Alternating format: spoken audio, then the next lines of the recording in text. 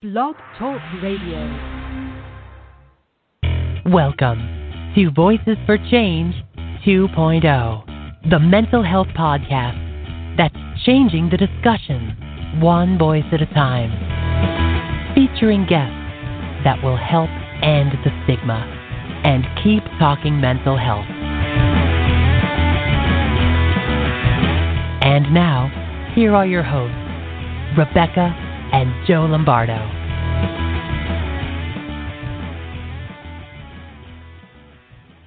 Hey, good morning, everybody, and welcome to Voices for Change 2.0. Hey, how's it going out there in Radioland?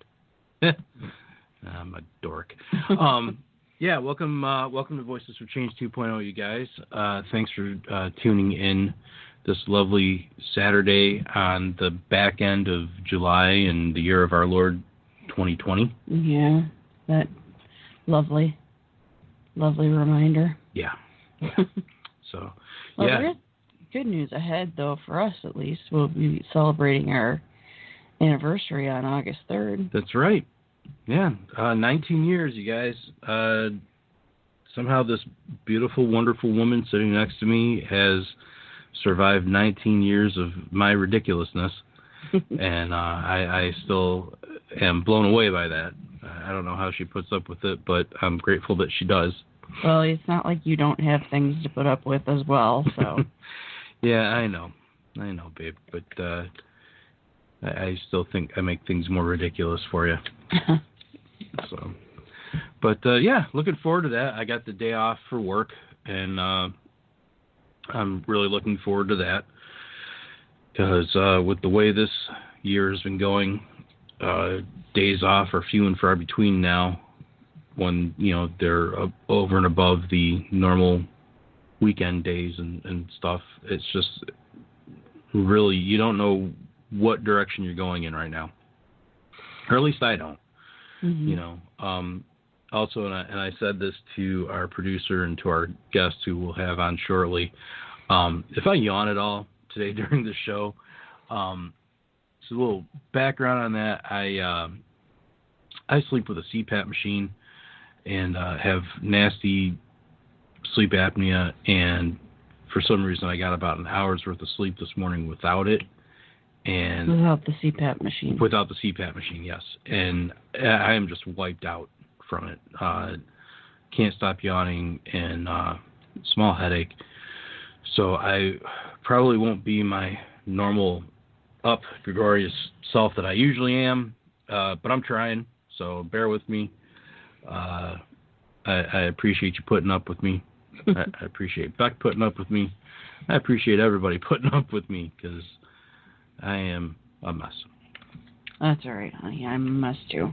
So, one thing that Beck and I were talking about the other day, and it's really starting to hit home, is we miss going to the movies. That's one thing that has really been. We don't generally do much as far as going out and socializing, that kind of thing. But one thing that we did enjoy doing every so often was actually, going out, getting a bite to eat, and going to the local Cineplex and seeing whatever incredible fare might be flickering on the silver screen that weekend. And not having the ability to do that for so long is starting to take a toll, Yeah, and it's not even only that. There's nothing available streaming on any of the apps either. I mean, there are movies on there, but nothing that we either A, haven't already seen, or B, are interested in seeing. Yeah, and that's making it tough, I mean, we're watching stuff for sure, there's shows that we're stumbling across and watching here and there, but as far as movies, like I saw the trailer the other day for Bill and Ted Face the Music, which I personally am excited about, and Beck would like to vomit over, but I can't wait to see it. And I don't know how they're going to do that, if they're going to actually have it out in the theaters, or if they're going to do the direct to streaming like they've done, which actually we've watched movies in the past like that on It's a little Prime. pricey. It's a little pricey, but it's cheaper than going to the theater. Yeah, I mean, it definitely has its benefits. You know, if you want to pause the movie, you can, so you can go and, you know, make popcorn or hit the bathroom or whatever you need to do, which is convenient. You know, you can't do that at the movie theater. You know, so I don't know. I'm hoping that they figured something out. You know, I'd hate to see the whole concept of a movie theater in general go away because of all this. But you know, I don't know what the next step is. You know, really. So. Yeah, I don't know either. I'm kind of at a loss for everything right now. I try not to, excuse me, I try not to think too long and too hard about any of these different topics because I don't want it to start to impact my mental health, which I have enough to worry about with that as it is. Yeah. You know, so I don't want to invite other things in to mess me up. So I just kind of stay hopeful, you know, optimistic, sort of optimistic, and just hope that it all gets figured out soon. You know, that's all I can say about it. Yeah, it's tough times for us right now. So we'll get through it, though. You know, we're all in this together. So if you're ever feeling, you know, any type of despair or overwhelming sense of loss or grief over, you know, having to, you know, quarantine yourself or self-isolate or socially distance from others or anything like that, just remember we're all in this together. You know, if you need to talk to somebody, talk to somebody. Even if it's, you know, even if it's your dog. You know, dogs are great listeners. Just saying. They might be low on the weird. no, they might be low on the advice chain, but you know, they'll listen to what you got to say. But you know, seriously, talk to a professional if you need to. Talk to a loved one. Talk to your best friend. Find somebody. You know, don't bottle things up inside you. That's just not good things. There's I'm totally losing my voice. You are. Excuse me, everybody. There's some really good references online, especially on Twitter. First and foremost, if you're really struggling and you need some help, you can text the crisis text line, which is 741-741, and then they will answer and you can text with someone. There's also online, there's the MH Crisis Angels, who have just started back up again. They were on a brief break to kind of decompress and take care of each other, and they're back online now, and that's good. They're a very, very helpful resource. Like I said, on Twitter it's MH Crisis Angels, and that's about it. Like Joe said, you know, find somebody that you can talk to, because we can't keep all that bottled up. No, it's not healthy. So moving right along. Sorry. We have a guest today. We usually do. And we are excited because this guest is calling in all the way from Bonnie, England, Bonnie, UK. And we love our UK cousins over there. We love talking to all of them. So our guest is a writer, a soon-to-be author, a public speaker, and a PTSD and abuse survivor. So please welcome to the show, Ms. Hannah Green. Hi, guys. Hey, how are you? That's a crowd. So, how's it going this morning? How you doing? Yeah, I'm doing good, thank you. Yeah, I'm great. Well, it's morning for us. It's somewhere in the afternoon for you, I suppose. I think you're 5 hours ahead, aren't you? Yeah. Yeah. So, Well, that's good. So everything's going well, though? You're good? Everybody's healthy and happy and all that? Yeah, I think so. Yeah. Happy to be here, yeah. Well, we're happy to have you. Thanks for taking the time out of your busyness to speak to us in our busyness, I guess. I don't know. So you have any questions for us before we get going? I don't think so, no. Just thank you for having me. Well, we're delighted to have you. I know it's been a long time coming, but we got you here now, and we're not letting go of you for the next hour or so. So that tugging that you feel on your leg, that's just us. So, usually when we're starting the show out, we have one particular question that we ask everybody. It's our standard question. It's our first question. It's a good baseline to get things going. So our question for you, Ms. Green, is where does your mental health journey begin? Where does it begin? Yes. What a question. Where does it end?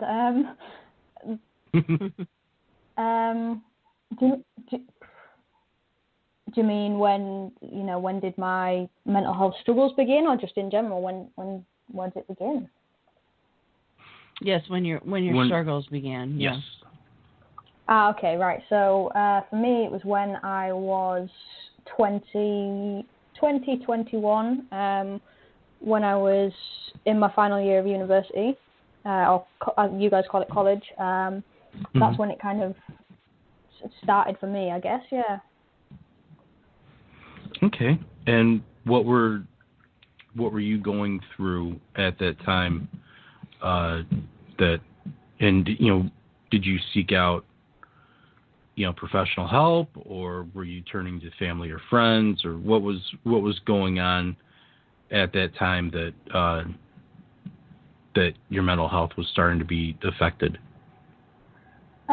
So at first I kind of didn't speak about it to anyone, and it kind of just got worse and worse to the point where it was impacting everything. I wasn't turning up to university. I wasn't socializing. I wasn't really doing anything. And I can't remember the point exactly when I asked for help. But I do remember kind of sitting with my doctor and kind of saying, I don't want to be alive anymore. And then that's kind of when I started getting help. And that was I think that was around March of 2018. Okay. So it's relatively soon. Yeah, so this is a relatively recent thing for you then. How's the treatment going? Are you taking meds, or are you doing therapy, or combination thereof? Yeah, so I take meds, yeah. And last year I had EMDR therapy, so I don't know if you guys are kind of familiar with that, but it's specific therapy for PTSD. So I had that for probably most of last year. And then that stopped around Christmas, and then I started counselling maybe 3 weeks before lockdown happened in the UK. So then it had to stop. So that's kind of where I'm at with that. Okay. How do I want to ask it? Have you had any opportunity to do like virtual counseling? Is that come up as being something that's been offered by anybody, where you can at least do, like a Zoom call or something like that? So telephone counselling was offered to me, but part of the problem was in the counselling we were talking about some like pretty heavy stuff, and afterwards I kind of needed to be around people just kind of for my own sanity. I didn't really want to be alone, so we kind of decided that it would be better to wait because I live alone. It would be better to wait until I could have the counselling and then be around people afterwards. That makes sense, though. I mean, and that's good that you realize that that's what you needed for your treatment. Is you needed that component, and the not being alone thing. That's, and we preach it all the time on this show, is having an awareness and really being engaged in your own treatment and knowing what you need and knowing what you don't need, and the fact that you're self-aware. Yeah, your doctor or counselor, whoever you were doing that with, was in agreement with you and not trying to bully you into, no, you must have this treatment. Because we see it here. There are, there's doctors and therapists over here that are great and do a great job and really work alongside their patients. And then there are others that they think they know what's best and kind of push you in a direction and don't take into consideration your needs, So that's good that you were able to do that. Yeah, definitely. So, where does your, we know that you're a PTSD survivor. Would you like to talk a little bit about where that comes from? Yeah, absolutely. So, when I was at university, I was sexually assaulted, and it was kind of a little bit after that the PTSD developed. But as well, it stems from abuse in my childhood, and I think the attack at university kind of brought that back, because I'd never dealt with it, and it kind of brought it all to a point where I had to deal with it, or it wouldn't have. I'd have ended up doing something really stupid if I hadn't have dealt with that. Sorry about that, Hannah. Looks like we lost Rebecca and Joe. Listeners, we're going to have them back in just a second here. Hannah, we're sorry about that. We're going to go to a quick song, and then we'll be back with Rebecca, Joe, and Hannah in just a second, okay? Take a risk, lose it all. Ain't it strange how you come apart? Chip away, ride it out. You did your best to watch it come down. But you can catch lightning in battles, so reach up high.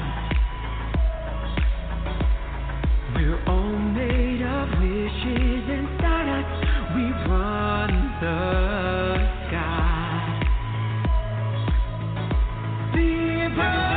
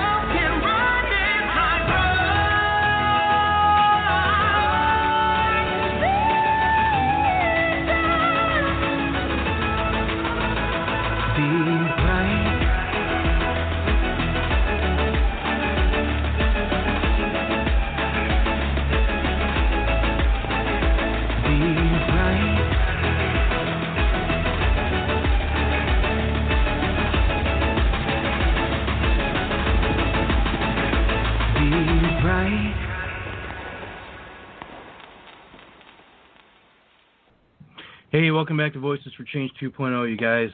Sorry about all that.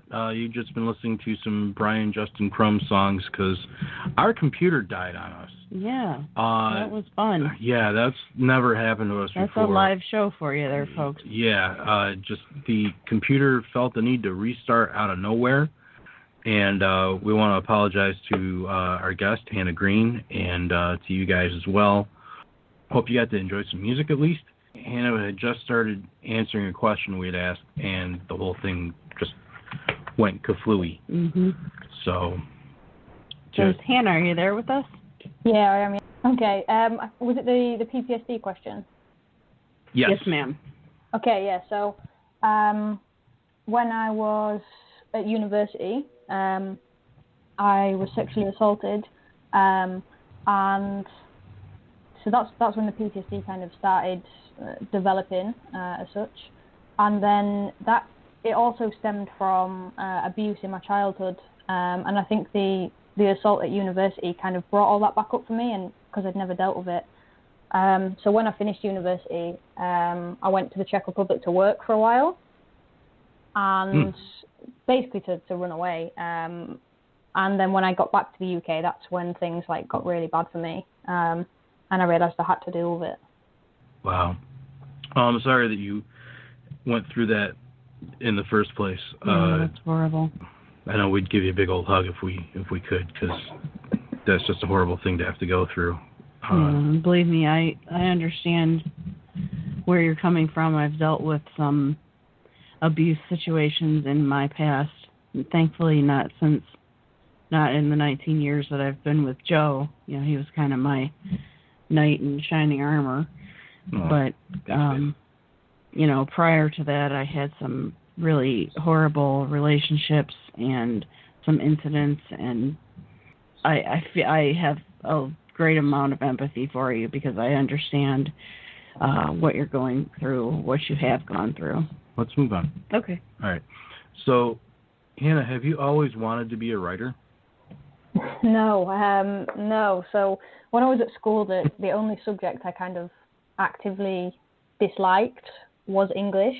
And I guess a lot of people think to be a writer, you've kind of got to do well in English and study to be a writer. But no, not at all. So when I was homeless until February, and when I moved into my own place, I started writing, but I think at first it was more just like a therapeutic thing for me to do. And then one of my friends read it, and they were like, this is actually pretty good. And then a piece got published, and then it kind of just took off from there. And it's been a bit mental, really.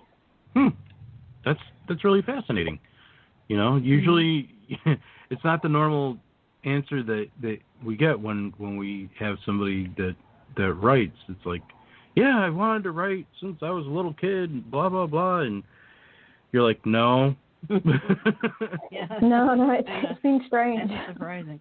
But that's cool though that you found this voice and found this therapeutic way of expressing yourself, and that's really good. It's very honest, and that's like with Beck's writing, that's the one thing with hers too is that it's very honest. It comes from an honest place, and because it's therapeutic for her as well. And it's good when you can find something like that helps you through a situation. Yeah. Do you want to? You had briefly mentioned being homeless. Did you want to go into that a little bit further? Yeah, sure. So when I got back to the UK at the end of 2018, so the house that I kind of grew up in, a lot of bad stuff had happened there, and it was nothing to do with my family or anything like that. But I couldn't be in the house or the kind of village, just because obviously it was like a constant reminder of what had happened. So I left, and I was sofa surfing for a while, and then I ended up in in like emergency accommodation and different forms of temporary accommodation and hostels and different things. And then sofa surfing again for a bit. But I was homeless for like 403 days in total until 3rd of February this year. So not that long ago, really. And so you're happy with where you're at now? Yeah, I absolutely love my flat, and I can see the sea from my kitchen. So it's great, yeah. Well, that's good. Yeah. You know, that's nice that you got a little view and everything. You know, homelessness, that's something that doesn't get covered a lot. We haven't really touched on it very much. No, and you know that can have an effect on a person's mental health, and sometimes a person's mental health can have an effect where it causes them to be homeless. And you know, the fact that you were able to pull yourself out of that is just amazing. You know, we've got such a bad homeless problem here in the States, and you know, everybody wants to say, oh, you didn't do this and you didn't do that, and you know, this group isn't helping them and that group isn't helping them. And really it's a matter of we all need to come together to prevent the problem, and nobody can agree on how to go about doing it. Right. Yeah. You know? So I think as well, so many people don't realize how easy it is to become homeless. I mean, I definitely didn't. You know, when I was growing up, and you'd see people on the streets, and you kind of just think, oh, that'll never be me. Until you're in that position, and it hits you how easy it is really to become homeless. It's a scary thing, you know. Honestly, you know, I'm happy that you got through that.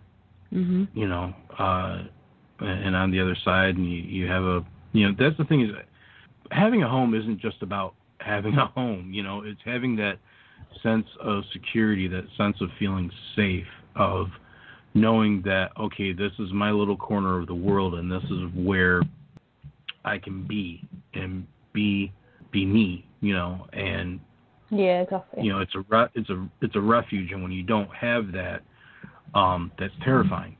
You know, I know it was a terrifying thought for me when I was, you know, younger. The thought of having to live on the streets. And you know, back in my teenage days, you know, my buddies and I, that we would play in bands, we'd be like, oh, when we make it big, we're going to donate to homeless charities and be active in that and blah, blah, blah, you know, and, you know, rose-colored glasses and the best of good intentions, you know. And yeah.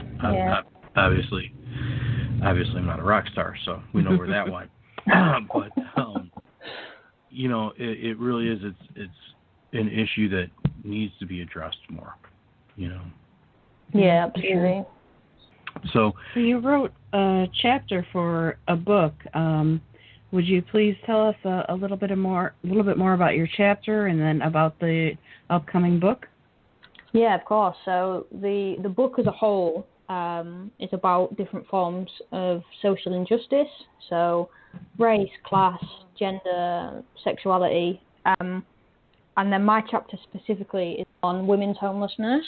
And I think the book as a whole is potentially quite academic, but my chapter is kind of not at all. I wanted to do something a little bit different with it, so I spoke to 14 different women and kind of collated their stories, and then took bits from them and pulled out the key points. So it's really just telling the stories of 14 women and myself through a book chapter, really. And that's going to be published the first week in October, which is exciting. Yeah, very. What's the title of the book? So the book is called Equality in Our Lifetime, and then the book chapter is called, well, the title is Women's Homelessness, a Symptom of Bigger Problems. So it kind of looks at the reasons why women become homeless, because generally they're kind of different to why men become homeless, and then the specific problems women face while they are homeless, and kind of getting out of that cycle. Yeah, you know, that makes sense too. You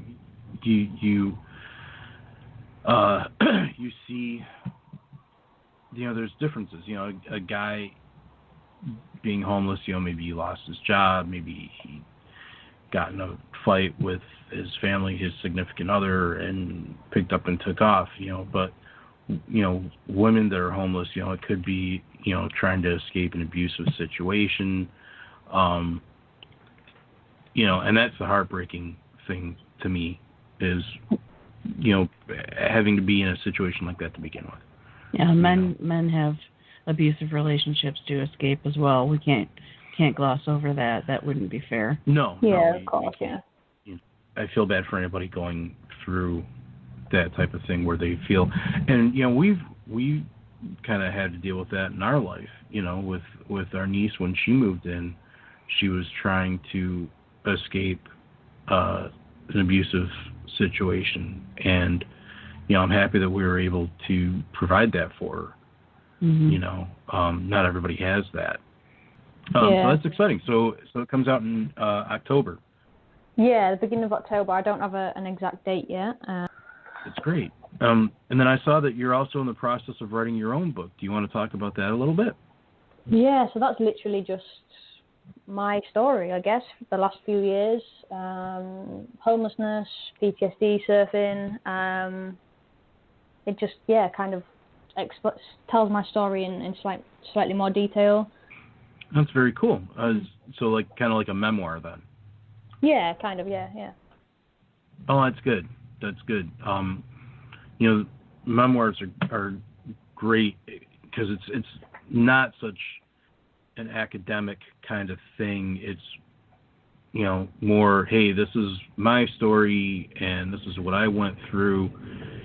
And readers can just kind of be like, hey, you know what, this person went through the same thing I'm going through now. How did they handle it? That's something that Beck saw with her book, because it's a memoir as well. And just having the response that she got from people, it's a good feeling because you feel like you're helping others. And that's kind of,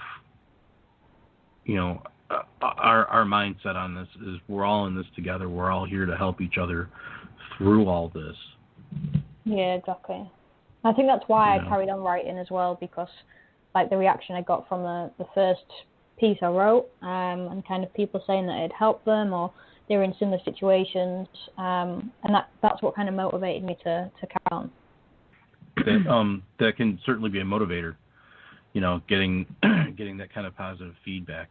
So is the book chapter that you wrote, is it available online now for people to read, or do they have to wait until the book comes out? How can they go about reading? Yeah, so they got to wait until the book comes out. But if people want to kind of sign up for updates on when it will be published and pre-order details, they can do that on my website, which is www.hannahswords.com. And then there's a subheading called book, and then you can sign up there. Cool. So you talked a little bit about surfing. Why don't you tell us a little bit more about that? It's very interesting to me. Yeah. So after I'd first become homeless, one of the charities that I was kind of accessing referred me to this.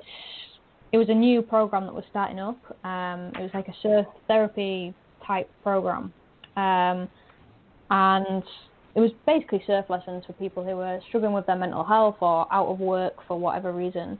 And I was really skeptical. I kind of thought, how on earth is surfing gonna help me? And I didn't actually turn up to the first session. I kind of panicked a little bit.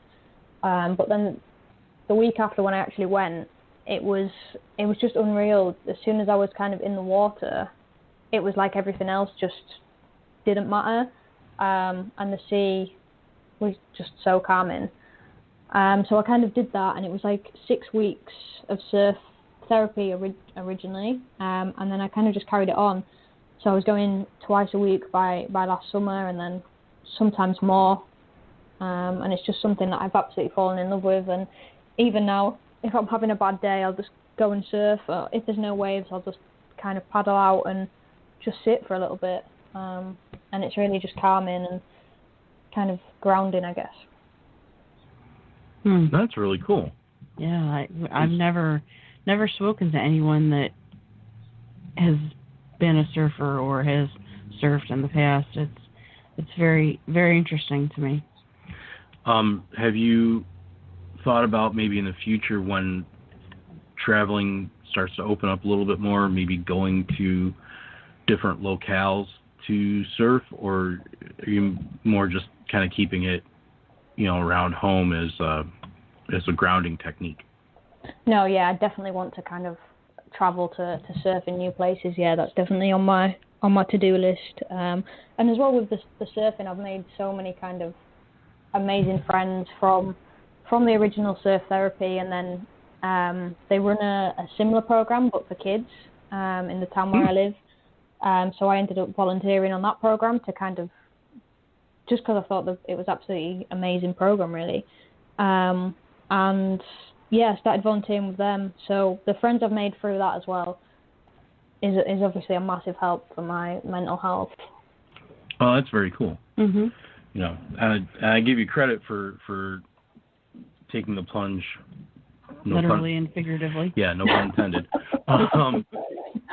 Because I am terrified of the ocean, getting in it, doing anything with it. I have a huge fear of sharks, and so for me, any thought of getting on a surfboard or a boogie board or anything that would make me look like a seal from underneath me, I can't do it, man. I just cannot. I've watched way too much Shark Week, so I give you credit. Is that something that is a concern at all? In the waters where you currently surf?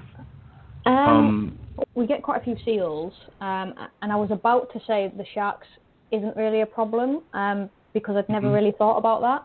But just, I think it was yesterday or the day before, there was a news article that there was a basking shark just like 15 minutes up the coast. So now I'm kind of thinking maybe I should be worried about this, but I'm sorry.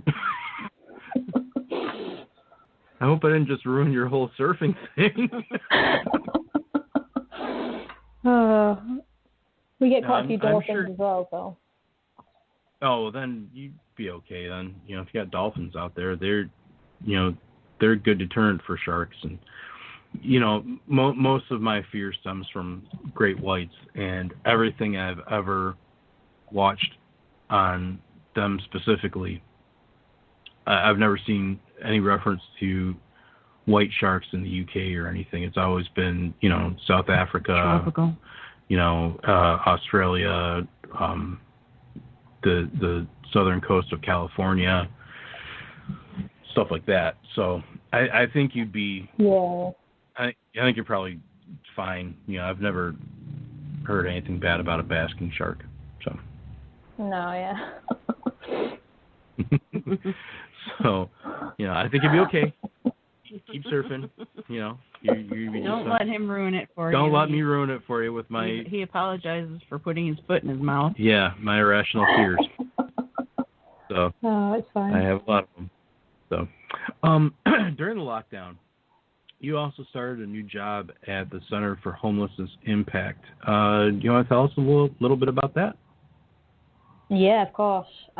So I'd spoken to someone who worked there before lockdown, because they were organising an event in London this summer, but then obviously everything got cancelled with COVID. But they put on like a series of webinars online, obviously online, but they invited me to speak at one of them, which I did. And then I wrote a blog post kind of off the back of that, summarising it kind of thing. And then from there I got offered a job, which was it was really strange because I think it was 2 days after I'd done the webinar. I was on the website seeing if they had any jobs available on the jobs section. And then I got this email 2 days later, and I was just Like, it was really, really strange. But yeah, it's great. I really enjoy it. And it's great to feel like I'm kind of making a difference and doing something that I'm passionate about. That's really cool. Yeah. You know, if you can find a job like that, they say you don't work a day in your life. You know, Yeah, I'm full of definitely. cliches today, aren't Sure. I? But that's really cool. You know, if you can find something that you're passionate about like that, and you can bring, you know, your own personal experience into it too, it gives you fascinating insight, I think. So that's, what do they have you doing over there?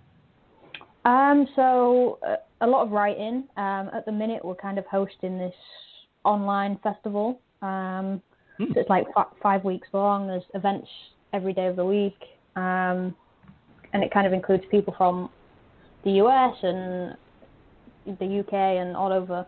And it's really great. There's a whole range of different events to do with data and evidence and trying to end homelessness, but also lived experiences. And so my role specifically is lived experiences specialist. So I'm trying to incorporate lived experiences into every aspect of our work, which I think is so important. And I think every organisation that deals with anything, whether it's homelessness or mental health or addiction, I think they should have people working there who have experienced these things, because obviously we know what it's like, and we can bring that kind of perspective to the table. Absolutely. I couldn't agree more. You know, there's nothing like having lived experience with dealing with a situation, regardless of what it is. You know, I think that's awesome. Mm-hmm. So, what is next for you? What do you have coming up down the horizon there? That's a good question. And it's a strange one, because like this year I've not really planned anything. I've just kind of been, I guess, winging it. And so far it's only had kind of good consequences. So I really don't know. I'm trying not to plan anything, because at this point good things just keep happening. So That's wonderful. Yeah, I'm just going with the flow right now. And I guess I'll see where that takes me. Before lockdown, I had quite a few invites to speak at schools and universities and things. So I guess after, when schools and things reopen in this country, then I guess I'll do some of that as well. Carry on writing and working, carry on surfing. Yeah, who knows? Cool. Yeah, just kind of, sometimes it's better just to wait for the wave to pop up and you ride it out and see what happens. Yeah, exactly. To borrow from surfing. Yeah.